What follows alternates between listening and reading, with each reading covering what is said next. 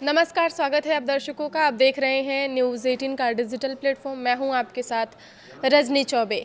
बिहार की राजनीति में मुख्यमंत्री पद को लेकर चल रही अटकलों पर अब विराम लग रहा है। मुख्यमंत्री नीतीश कुमार की पार्टी जेडीयू की ओर से पहली बार स्पष्ट संकेत दिया गया है कि आगे नेतृत्व किस पार्टी के हाथों में होगी। जेडीयू के वरिष्ठ नेता और मंत्री विजय कुमार चौधरी के बयान ने बिहार की सियासत की तस्वीर साफ कर दी है।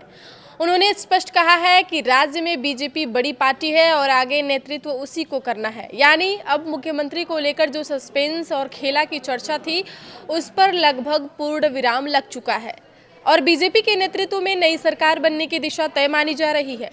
जेडीयू नेता का यह बयान ऐसे समय पर आया है जब राज्यसभा जाने के फैसले के बाद नीतीश कुमार के अगले कदम को लेकर लगातार चर्चाएं चल रही थी। विजय चौधरी ने साफ शब्दों में कहा है कि राज्य में बीजेपी बड़ी पार्टी है, इसलिए नेतृत्व उसी को करना है। उन्होंने कहा कि निर्णय भी बीजेपी ही लेगी और जेडीयू एनडीए के साथ मजबूती से खड़ी है। उनका यह बयान इसलिए अहम माना जा रहा है क्योंकि अब तक किसी बड़े नेता ने इतनी स्पष्टता से इस मुद्दे पर बात नहीं की थी। अटकलों पर लग गया है विराम उनके बयान के बाद। दरअसल बिहार की राजनीति में अब तक यह चर्चा तेज थी कि नीतीश कुमार के बाद जेडीयू से ही कोई नया चेहरा मुख्यमंत्री बन सकता है। पार्टी के कुछ नेताओं द्वारा नीतीश के बेटे निशांत कुमार का नाम भी उछाला जा रहा था, लेकिन नीतीश कुमार के बेहद करीबी नेता विजय कुमार चौधरी के बयान के बाद इन सभी अटकलों पर लगभग विराम लग चुका है।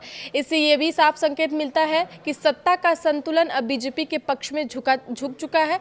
विजय चौधरी ने यह भी कहा है कि नीतीश कुमार के इस्तीफे के बाद कैबिनेट स्वयं भंग हो जाएगी और नई सरकार का गठन किया जाएगा।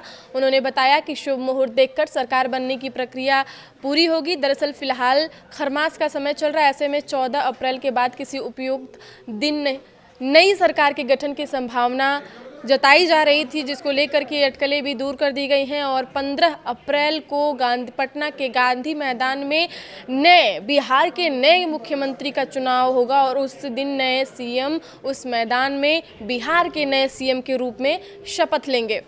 विजय चौधरी ने यह भी पुष्टि की है कि मुख्यमंत्री नीतीश कुमार आज यानी 9 अप्रैल को दिल्ली जाएंगे और 10 अप्रैल को राज्यसभा सदस्य के रूप में शपथ लेंगे। उन्होंने यह भी कहा है कि यह संवैधानिक प्रक्रिया है। हालांकि उन्होंने यह भी माना है कि नीतीश कुमार का दिल्ली जाना बिहार के कई लोगों को अच्छा नहीं लगा, लेकिन यह उनका व्यक्तिगत निर्णय था। तो आज इस्तीफा देने के बाद कल राज्यसभा में नीतीश कुमार राज्यसभा का जो पद है उस पर वो शपथ ले लेंगे और 15 अप्रैल को बिहार के नए सीएम का ऐलान हो जाएगा। बिहार का नया सीएम बन जाएगा। बिहार को नई सरकार, नई कमान, नया व्यक्तित्व का इंसान मिलेगा। इस रेस में निशांत कुमार, नीतीश कुमार के बेटे का नाम चल रहा था, लेकिन विजय कुमार चौधरी के बयान के बाद ये अटकलें खत्म कर दी गई हैं। ये साफ तौर पे देखा जा रहा है कि अब बीजेपी का ही कोई नेता बनेगा बिहार का सीएम और इस रेस में सबसे आगे चल रहे हैं सम्राट चौधरी। फिलहाल वो डिप्टी सीएम हैं बिहार के और उन्हें ही माना जा रहा है, ऐसी अटकलें लगाई जा रही है कि उन्हें ही बिहार की कमान दी जाएगी। वो बनेंगे बीजेपी के वो नेता हैं, इसलिए उन्हें बीजेपी की तरफ से ये चुनाव किया जाएगा कि बिहार के जो नए सीएम हैं वो सम्राट चौधरी ही बनेंगे। आप कमेंट बॉक्स में कमेंट करके ज़रूर बताइएगा कि क्या सम्राट चौधरी ही बनेंगे बिहार के अगले सीएम।